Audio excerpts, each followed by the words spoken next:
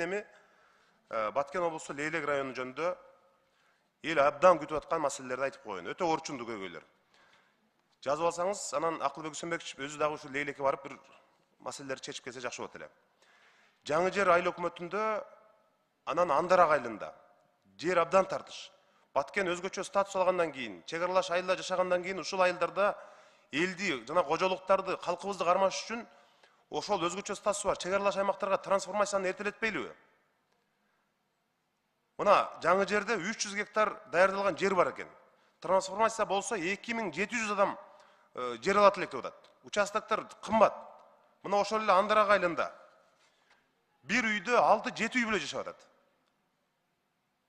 Эмне кылышыбызды билбей калдык дейт. Участоктун баасы Бишкектен кымбат.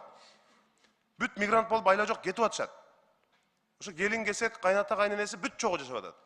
Үрөй учурган бир статистиканы айтып коеюн. Акыркы 1 жылдын ичинде мына 12 gelin özünü özü asıptır. Suisidke bargan.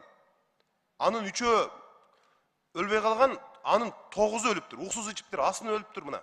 Bir uyda 6-7 uy bile yaşandıktan. Buna Andarak abdanday karosu kalıp atat.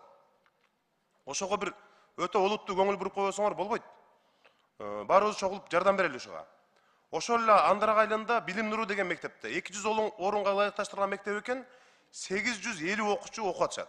Өздөрү ашар кылып эптеп кошумча корпустарды куруп жашап атышат. Ушуну мына Каржы министрлиги 2024 жылдын бюджетине сөзсүз киргизиш керек деп ойлойм. Борбордук деген айылдын мына Лейлекте тургундары бизге арызданышты. Жанагы электр мамычалары 60тан ашуун электр мамыча дейт. Бул энергетика министрлиги ушуну чукул арада чечиши керек. Жаштык, достук айылдарына сугат жерлерге суу барбай, көп жерлерибиз турат дейт, ичтетилбей атат дейт.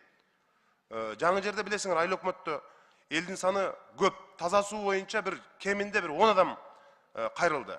Анан учурдагы эң чоң көйгөй жанагы контрабанда болбосун деп ошол жерде пост бар дейм. Бензин менен көмүрдөн аябай кыйналып бүттүк дейт. Бензин менен көмүр дефицит, аябай тартыш. Бензин талашып, көмүр талашып урушуп атышат бири-бири менен.